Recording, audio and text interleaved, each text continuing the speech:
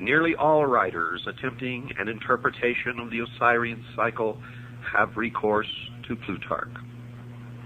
It has seemingly never occurred to Egyptologists that this eminent priest of Delphi might have purposely confused or distorted the fable, or, if not that, might certainly have misdirected the attention of the reader from relevant to irrelevant explanations. Two factors must certainly be taken into consideration when reading Plutarch.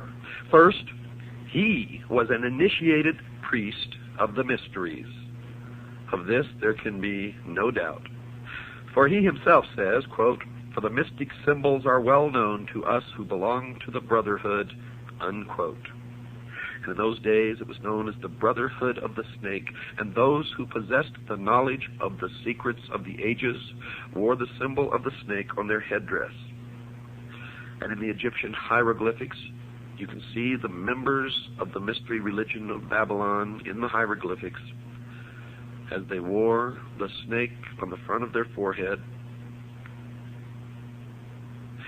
It should be evident to everybody that as an initiate, Plutarch would not have unveiled the secret meaning of the Osirian myth, and I've found that to be absolutely true. No man of his priestly station or philosophic mind who so greatly venerated the gods as to attach himself to their service would have been guilty of the impiety of profaning their mysteries, and he would not have violated his oath of secrecy. Furthermore, had his treatise actually exposed any of the secrets of the rites, he would most probably have perished miserably, or at least been publicly disgraced. These evils not descending upon him, we must suppose that his book was regarded as harmless and for our purpose, therefore, at least not directly informative. The second factor which gravitates against the likelihood of Plutarch's interpretations being correct is the condition of Egyptian metaphysics in the 1st century after Christ. If, as Budge maintains, the Egyptians themselves were unaware of the meaning of the word Osiris long prior to the Christian era, into what decay had the old rites fallen even prior to the Ptolemaic period? Now, Pluto based his accounts upon popular traditions. They were most certainly inaccurate, and it is not impossible that even the priests themselves were for the most part ignorant of the origins of their doctrine. It should not be inferred, folks, from the general literature available concerning this Osirian cycle and the mysteries that all of the priests were themselves initiates of a high order. Only a small part of them ever actually received the greater secrets of their order. For the rest, rite and ritual suffered. And it's the same today.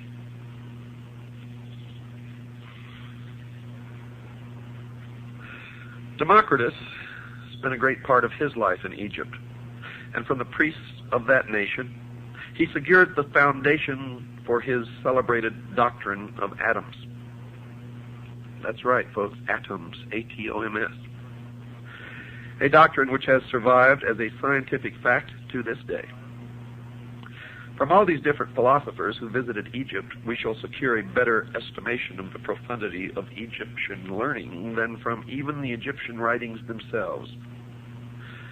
Plato went to Egypt and was initiated into the mysteries in the Great Pyramid, where he lay for 3 days and 3 nights in the sarcophagus, during which he was imparted knowledge which he was to guard, protect.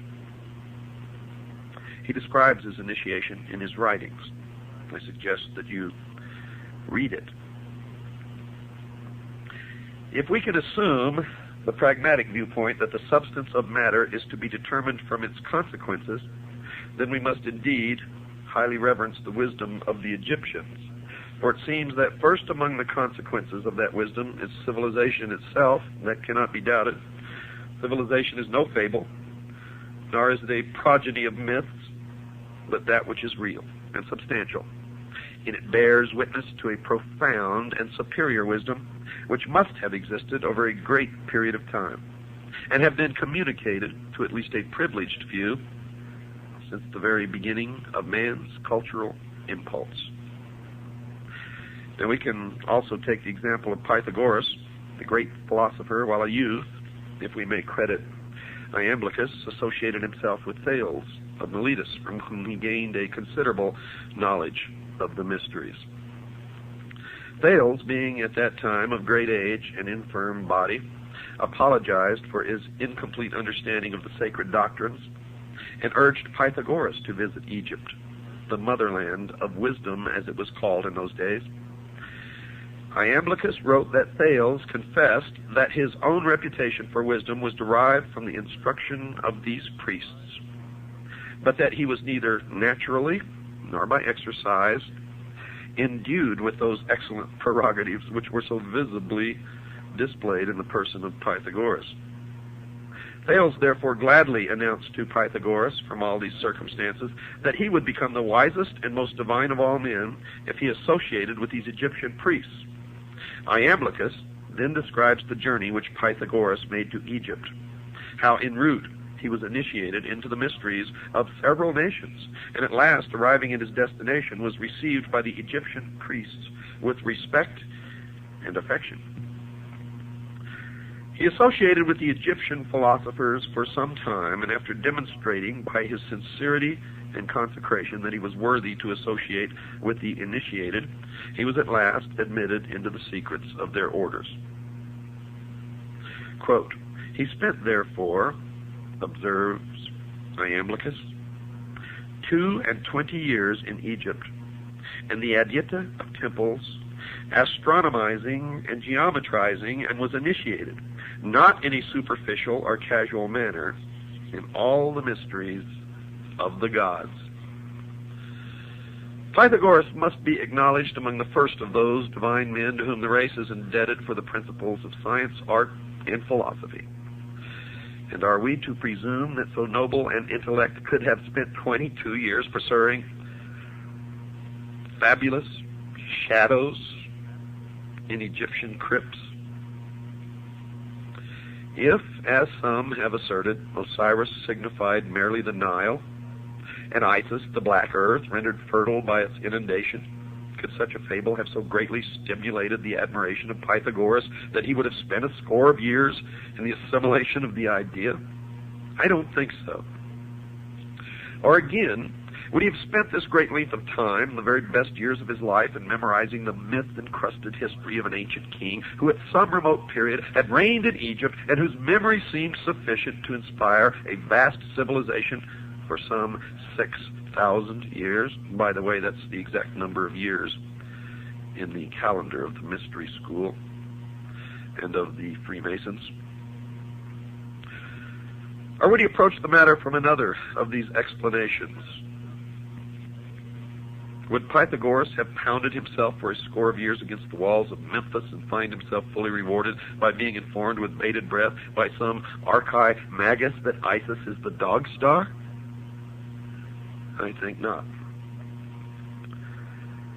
It's not impossible that in the course of its long and illustrious history, folks, Egypt devised many opinions relative to her sacred myths, but no such explanation has involved Egypt alone.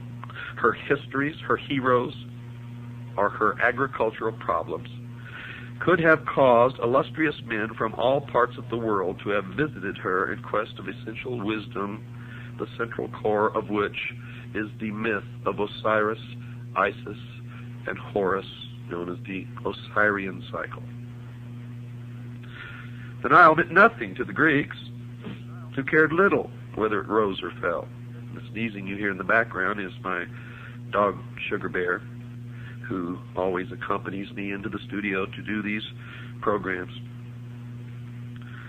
Not Egypt, but the Umbos of Delphi was the center of their universe in Greece, and local fables derived from Egypt's 42 gnomes could never have won for the double empire its illustrious reputation as patron of all learning, human and divine. So we must look deeper. And look deeper we did, folks. And what we found is amazing. For we found that Osiris and Isis and Horus were not ever meant to be, nor were they ever real people or real gods or spacemen who came from some other world. Not at all. As we have found in our research, and as I have found in my over 20-some-odd years of research into the mystery schools, they are like all the other symbols of the mystery religion. For the public, for the profane, they are the exoteric, and you may make of them what you wish. The adepts, the initiates, the priests, they don't care what interpretation you give the exoteric meaning. And the esoteric is so entirely different from what you may suspect that the answer will surprise you. You see, we cannot be deceived by the obvious, and you can never be deceived by the obvious, or even consider the obvious when looking at any of the mystery religions or the secret doctrine. And we cannot allow ourselves to be misdirected by the evident subterfuges, the deceptions of these ancient priests who so carefully concealed their arcana from the uninitiated world that we, at this late time, may even doubt its existence. Yet, now, today, it is thriving to the point that it controls all levels of our society, military, and government. The ignorant, the sheeple, even among the Egyptians, might derive their inspiration from the processionals and rituals of the state religion, but that's just for the sheeple. For those great philosophers who came from afar were in search of the highest form of human knowledge, the ancient arts, the secrets of the ages, and could not be satisfied by such outer show. Had these fables been but hollow and unsubstantial forms, Egypt would have been the ridicule of the wise, who would speedily have exposed her sham and reduced her vain pretense to a humble state. But this did not occur. You see, the initiates of her mysteries, returning to their own countries, not only felt themselves more than repaid for their hazardous journeys and long vigils, but furthermore, they became founders of distinguished systems of thinking, disseminators of useful knowledge, and in all cases bore witness to a broad and deep learning, and they always took with them a plan for the unfoldment of a world utopian government, which plan still exists today and is still being carried out in secret as the completion of the great work. Diodorus describes two famous columns erected near Nysa in Arabia, one to Isis and the other to Osiris. Now remember, Osiris and Isis never lived, they were not real people, and they were never gods. They are symbols for something much deeper. So when you listen to the interpretation of the inscriptions on the columns, remember that. The column to Isis bears this inscription, quote, "I am Isis, queen of this country. I was instructed by Mercury. No one can destroy the laws which I have established. I am the eldest daughter of Saturn, the most ancient of gods. I am the wife and sister of Osiris the king. I first made known to mortals the use of wheat. I am the mother of Horus the king. In my honor was the city of Bubastis built. Rejoice, O Egypt, rejoice, land that gave me birth," unquote. The column to Osiris bore these words, quote, "I am Osiris the king, who led my armies into all parts of the world, to the most thickly inhabited countries of India, the north, the Danube, and the ocean.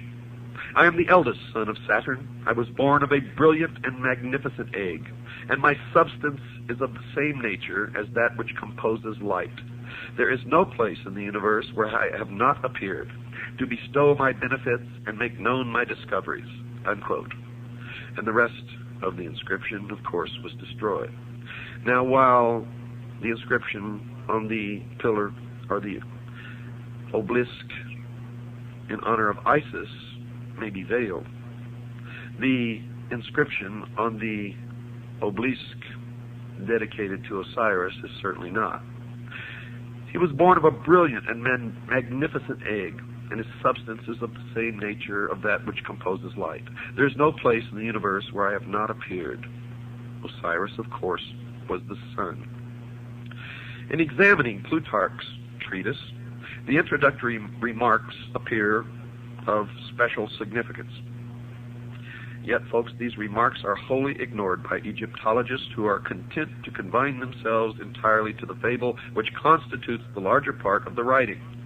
If Plutarch, by any word or symbol, reveals even a small part of the sacred mystery, it is to be found in the following words, quote, "For Isis, according to the Greek interpretation of the word, signifies knowledge, as does the name of her professed adversary, Typhon, signify insolence and pride. A name, therefore, extremely well adapted to one who, full of ignorance and error, tears in pieces and conceals that holy doctrine which the goddess collects, compiles, and delivers to those who aspire after the most perfect participation of the divine nature." Now, if you have a keen intellect, you can all decipher everything else that I'm going to tell you on this program and probably the next one in that short paragraph. And I'll let you ponder that as I continue. Osiris, the black god of the Nile, must be regarded as the personification of an order of learning, for Plutarch identifies him beyond question with the holy doctrine or the mystery tradition. Now remember, I told you Osiris is the symbol of the sun, but the sun was the symbol of the power of the all-encompassing God of the universe. And later you're going to learn that the light, or the sun, represents something even deeper. It represents, dear listeners, primordial knowing, the gift of intellect. And where people can read these myths and think that these people really worship the sun or some god somewhere, they are mistaken. For the true object of their worship is the intellect. And through the use of that intellect, they believe that man will become God. As Thoth personifies the whole sphere of knowledge, and it was through his assistance that Osiris came into being, so Osiris embodies the secret and sacred wisdom reserved for those who were proficient in the ancient rites. Unquestionably, Osiris was later confused with other members of that vast pantheon of divinities which developed in the decadent period of Egyptian religious culture. But to the elect, the initiate, the adept, the priest, he represented to the end primordial knowing, that utter realization of truth, undefiled by intellection, unlimited by any mortal procedure, uncircumscribed by the limitation of thinking. You see, he signified not only that divine at-one-ment with the absolute, which is the end of all illumination, but by his life, death, and resurrection revealed the means by which mortal consciousness could achieve that end. Now remember, at-one-ment. Thus Osiris becomes a dual symbol, being in the first place the esoteric wisdom. Esoteric, folks, means hidden. So he represented in the first place the esoteric wisdom itself, and in the second place the composite order of initiates through whom that tradition was perpetuated. And now we begin to strip the veil from the mysteries. The personality of Osiris thus typifies the institution erected by the ancients to perpetuate the deathless truths of the soul. The living head was crowned with the plumes of wisdom and power. The hands bore the scepters of the three worlds, but the body was bound with the mummy wrappings of the dead.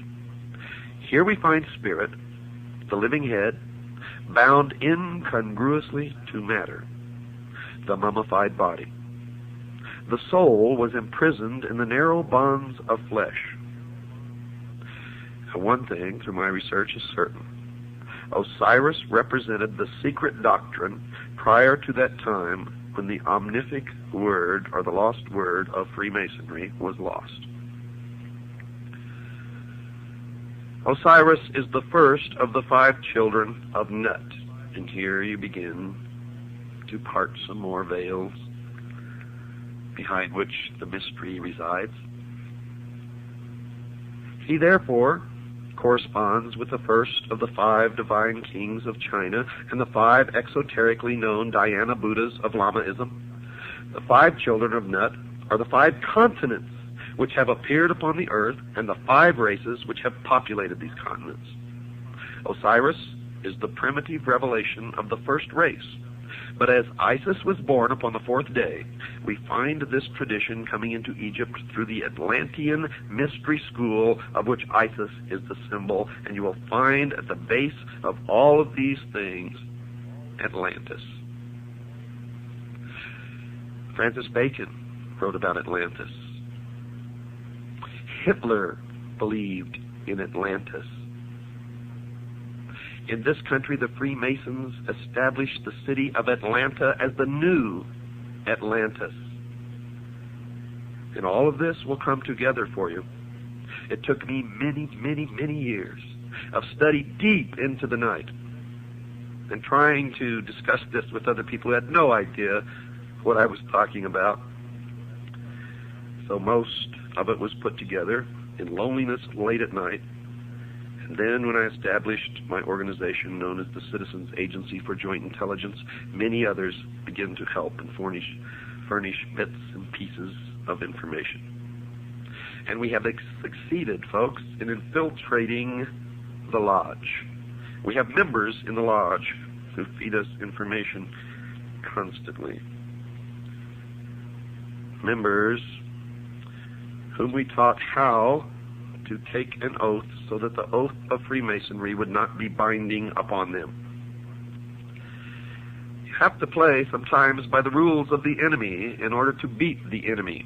And we are beating the enemy now. From the reign of Osiris, we glean the following philosophical history. They believed that there was a time, the Golden Age, when truth and wisdom ruled the earth, and this aristocracy of wisdom was a benevolent despotism, and that's what they want to reestablish. Benevolent to who? That's the question. In which men were led to a nobler state of being by the firm, kindly hand of the enlightened sage. This was the divine dynasty of the mythological priest kings who were qualified to govern humanity by virtue, not only temporal, but by divine attributes. Through his priests, Osiris, representative of the hidden tradition, ruled the entire world by virtue of the perfection resident in that tradition. Don't miss tomorrow night, folks. You have not even begun your journey. Good night, and God bless each and every one of you.